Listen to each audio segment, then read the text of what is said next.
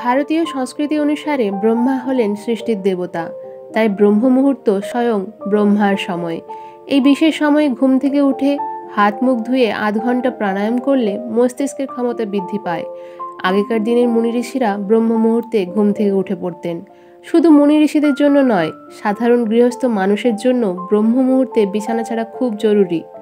যদিও আজকালকার দিনে আমরা অনেকেই রাত করে ঘুমোতে যাই এবং বেলা করে ঘুম থেকে উঠি। এই অভ্যাস কিন্তু শারীরিক ও মানসিক স্বাস্থ্যের জন্য মোটেও ভালো নয়। ব্রহ্ম মুহূর্তে ঘুম থেকে ওঠার নানা উপকারিতা রয়েছে। 1 নম্বর, মস্তিষ্কের ক্ষমতা বাড়ে। এই বিশেষ সময়ে ঘুম থেকে উঠে হাত মুখ ধুয়ে আধ ঘন্টা প্রাণায়াম করলে মস্তিষ্কের ক্ষমতা বৃদ্ধি পায়।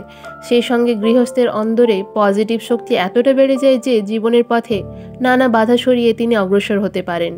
2 নম্বর, জ্ঞানের বিকাশ। ভোর হওয়ার 1.5 ঘন্টা আগে ঘুম থেকে উঠে প্রকৃতির মাঝে কিছু সময় কাটান। দেখবেন দিনের পর দিন এমনটা করলে আপনার ভাবনা চিন্তায় ফারাক আসতে শুরু করবে। সেই সঙ্গে মন এতটা শান্ত হয়ে যাবে যে রাগ দূরে পালাবে। 3 নম্বর, পজিটিভ এনার্জি বৃদ্ধি। শাস্ত্রমতে ব্রহ্ম মুহূর্তে উঠে লক্ষ্মী সরস্বতী মন্ত্র পাঠ করা শুরু করলে পরিবেশে উপস্থিত প্রাণশক্তি, যাকে ভাইটাল লাইফ এনার্জিও বলা হয়, তা এত মাত্রায় অ্যাক্টিভ হয়ে যায় যে কোনো ধরনের দুর্ঘটনা বা খারাপ ঘটনা ঘটার আশঙ্কা হ্রাস পায়। 4 নম্বর, ফুসফুসের ক্ষমতা বৃদ্ধি।